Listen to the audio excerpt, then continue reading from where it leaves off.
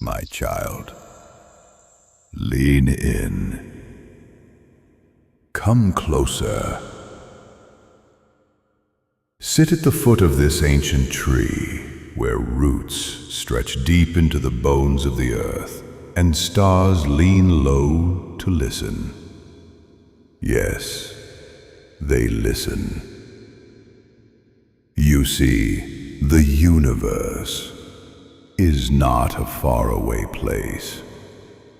It is not some icy expanse filled only with stars and silence. No, no. It is a living mirror. Every breath you take, every thought that drifts through your mind like mist across the mountains, it echoes through the cosmos. Every single one. You've been speaking to the universe since your first cry left your lungs. You just forgot that it was listening. The moment you breathe with awareness, you reawaken the ancient dialogue. When you feel joy, the stars shimmer in resonance. When you ache in sorrow, even the moon bends low to weep with you. You are not alone in your murmurings. No prayer, no silent plea goes unnoticed. The universe responds not in words, but in patterns. In the rustle of leaves just as you question. In the flicker of a street lamp right when your heart breaks. It is subtle, like a lover who brushes your hand, softly, so softly, that you're not sure it happened at all. But it did. You ask, how do I speak to the stars? How do I make the universe hear me? Ah, but you already are. The trouble, dear soul, is not whether you are speaking. It is whether you remember that you're always in conversation. A thought is not just a thought. It is a signal, a prayer wearing ordinary clothes. Your feelings, frequencies, vibrating into the unseen. Every desire, a beacon. Every fear, a flare. The universe doesn't respond to your words. It responds to your state. If your heart is clouded with doubt, the echoes come back unclear, but speak with the clarity of peace. Not desperation, not hunger, but peace. And watch how the universe moves.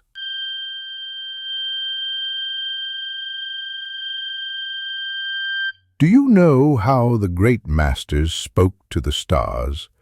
They said nothing. They sat in stillness, breathed with intention, and trusted. That trust became language. That silence, music. You are already in the temple. The body is your altar. The breath is your bell. Ring it with intention. Each breath says, I am here. I am ready. I remember. If you cry out, why is no one listening to me? The universe hears that too, but it responds not with pity. It answers with reflection. It shows you more silence, because that is what you are offering, the energy of not being heard. So change the current, breathe with gratitude, speak with trust, feel as if what you ask has already arrived, because the moment you align with the feeling, not the lack of it, but the presence of it, the universe says, ah, yes, I recognize this frequency. Let me match it. You see, the universe is not your servant nor your judge. It is your dance partner, and it's been waiting for you to hear the music. When your thoughts spiral, when fear clouds the signal, pause. Close your eyes. Touch your chest. Say, I am safe. I am held. I am heard. And you will feel the invisible bow of stars nodding in agreement. As if the universe pauses to listen. Yes, my child, the universe is always listening. And now, so are you. Come closer, child, not in steps, but in stillness. Let the noise of your wanting fall away like petals from a tired flower. You have been taught to ask with urgency. You have been taught to chase blessings like prey, to knock louder when doors don't open, to shout, plead, beg the heavens to hear you. But I must tell you a secret older than language itself. The more you chase a thing, the more it hides.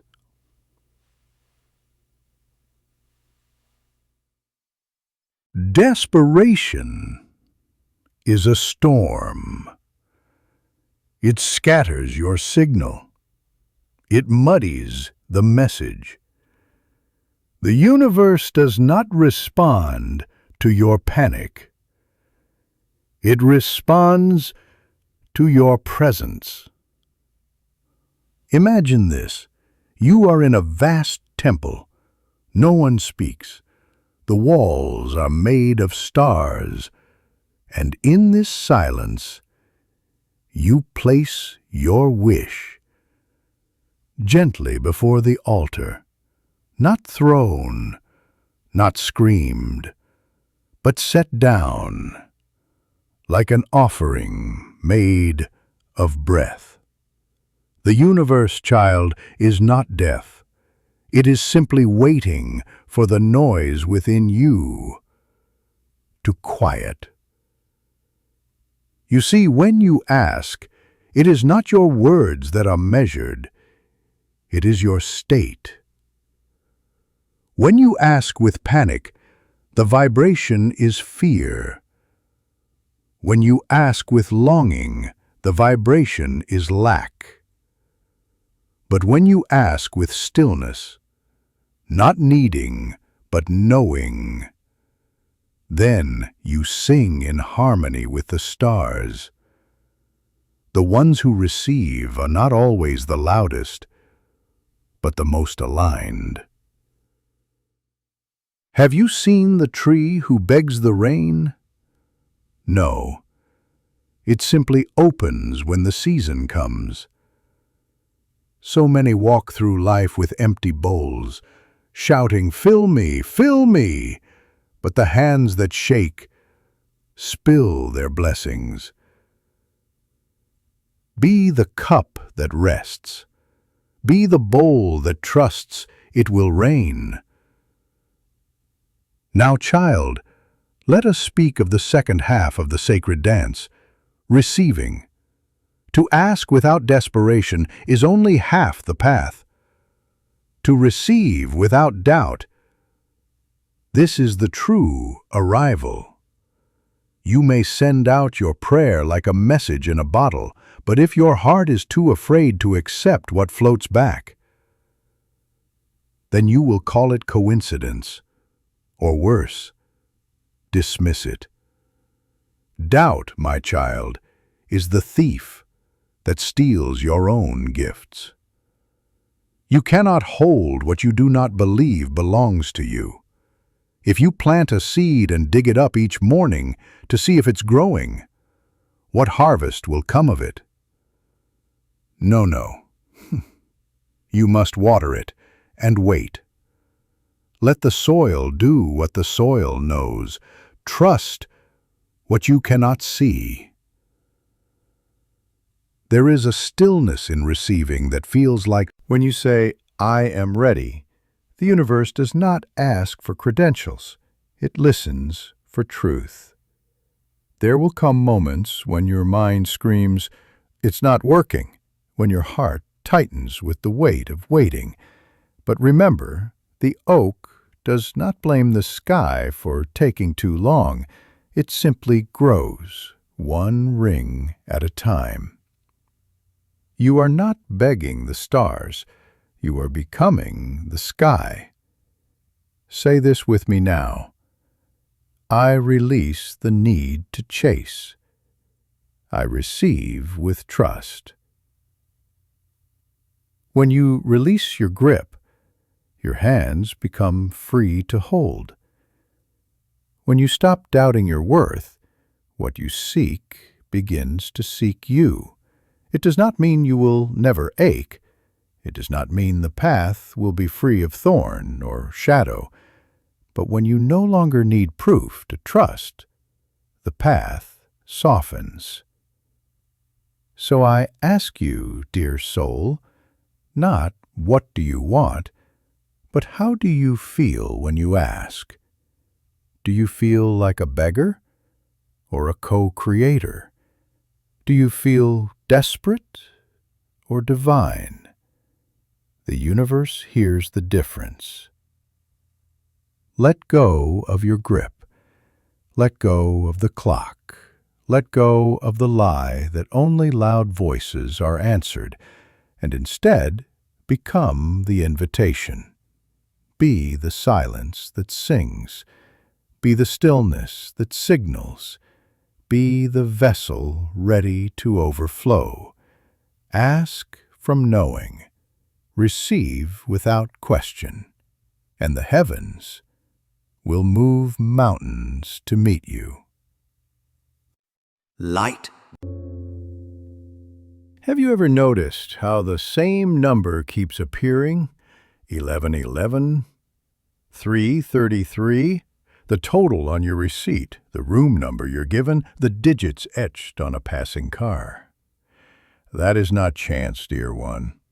That is a knock, a whisper, a note tucked into the folds of your day.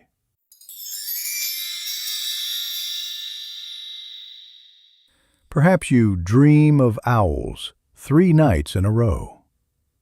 Perhaps a book falls from a shelf and opens to a page that answers the very question you buried in your chest just hours before. That is how the universe writes back. It speaks through a friend who unknowingly quotes your hidden prayer. It answers through a song that plays at the exact moment your doubt peaks. And sometimes, oh sometimes, it speaks by refusing to let something happen.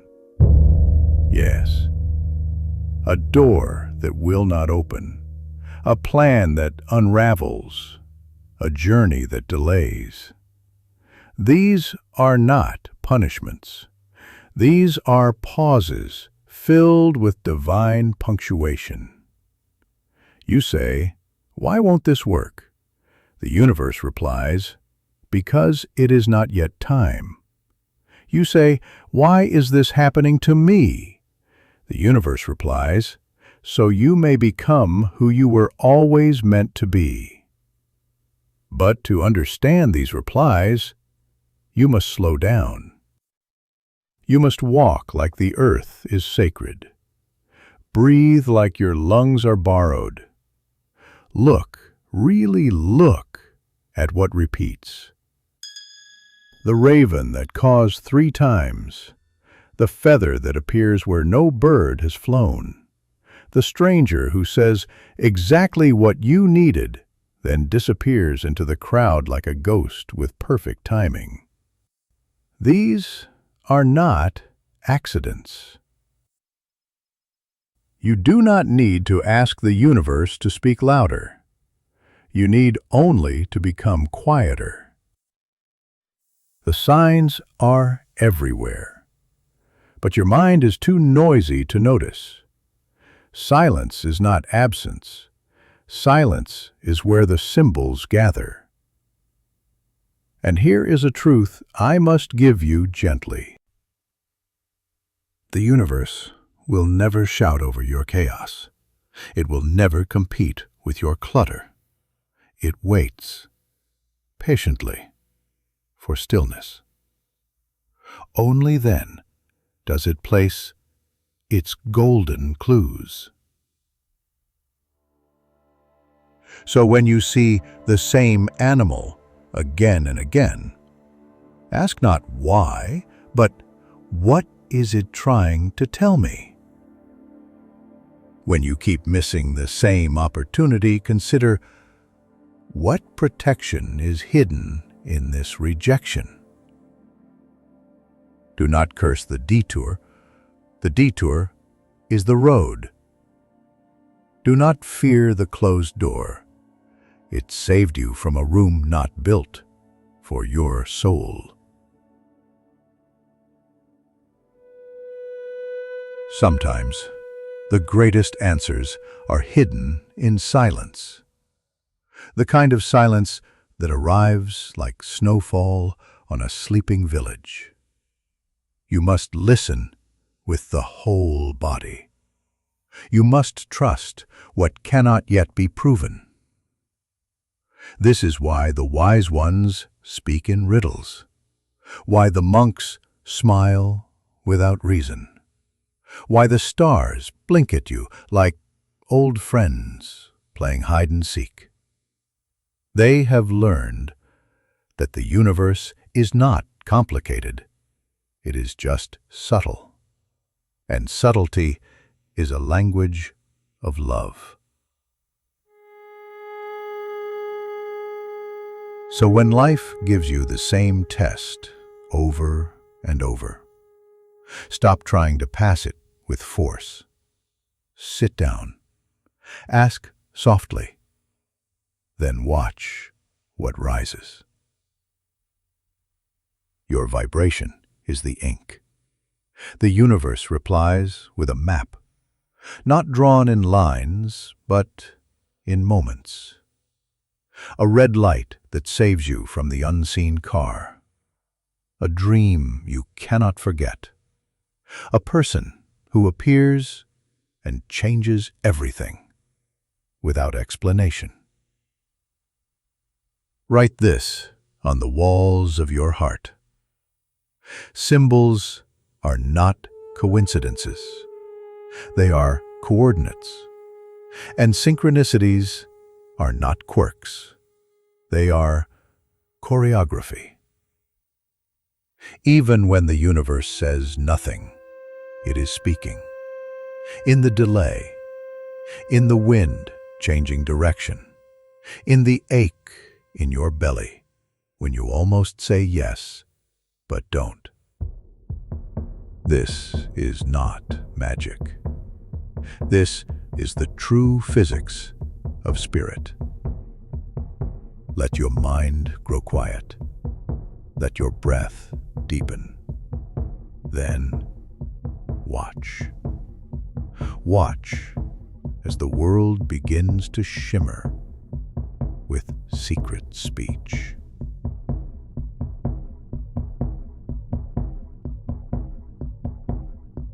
And you, now go.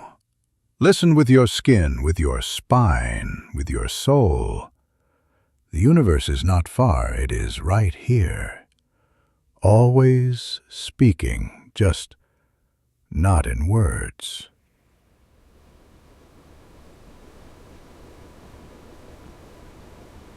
Come, one final time, child. Sit by the roots where the moss is softened, where memory sleeps. Let this be our last ember before the sun lifts fully into the sky. If all else is forgotten, let this remain. Gratitude is not the end of the journey. It is the beginning. You see, before a seed becomes tree, before the moon pulls tides or the stars arrange themselves into the face of a constellation, there is a whisper, a wordless knowing that thanks life in advance. You were told to say thank you after you receive. Politeness, yes. Manners, perhaps, but cosmic law? No, child. The most ancient ones knew gratitude is not payment, it is power. When you give thanks not for what has arrived, but what is becoming, you bend time. You call forward the unseen with a smile that trusts. You summon the invisible with a heart that dances before the music starts. You do not beg, you do not chase, you bless. Gratitude is not loud, it does not perform, it doesn't shout into the skies hoping the echo means it worked. No, it hums in the soul. It walks barefoot and bows often, and it transforms you. Gratitude rewires the mind to notice miracles. Gratitude calms the heart so the signal becomes clear. Gratitude slows the breath so that presence becomes possible. Imagine you are thirsty, bone dry from wandering. Then someone places a full cup in your hands. You do not analyze it. You do not question if you are worthy. You simply drink. That, my child, is how you receive. But now imagine this. You thank the cup before it arrives. You raise your hands to the sky, trusting water will come, even if the clouds are empty. You walk through drought with the faith of harvest. That is sacred gratitude. So many come to the universe with contracts in hand. If I get this, then I'll say thank you. But the universe deals only in energy, not bargains. Your job is to thank as if it's already yours. Do not say thank you like a closing line in prayer. Say it like a bell that opens the door. Say it like breath. Say it like sunrise. Because real gratitude does not wait. When you rise in the morning, thank the unseen paths that will open. When you break bread, thank the hands that harvested what you cannot see. When pain visits, yes, even then, thank the lesson for coming clothed in such a harsh disguise. Gratitude, true gratitude, is not reserved for moments of triumph. It lives best in the ache. It grows strong in the soil of waiting. The sages once said, "He who can say thank you in the middle of his hunger never stays hungry long." You are not here to beg the stars. You are here to shine alongside them. You are not here to prove your worthiness. You are here to remember it. And the fastest way to remember is to give thanks before the blessing arrives, not out of manipulation, not out of strategy, but from the knowing that it was already on its way.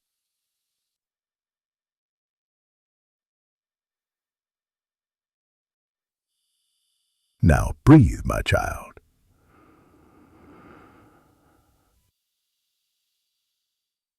Say softly, not to me, but to the sacred pulse beneath your ribs, thank you for what is coming. Thank you for what is here. Thank you for what has been. Let that be your mantra. Let that be your medicine. Let that be your map. Because when the universe hears the tone of true gratitude, not hollow, not forced, but warm and rooted, it leans in, it smiles, it says, "Ah, this one remembers. This one is ready."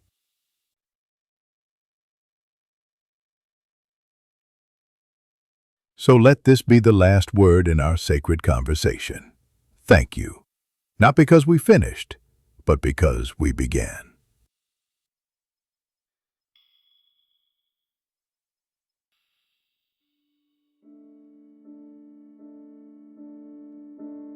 May every breath you take carry the fragrance of this remembering, and may the universe always whisper back,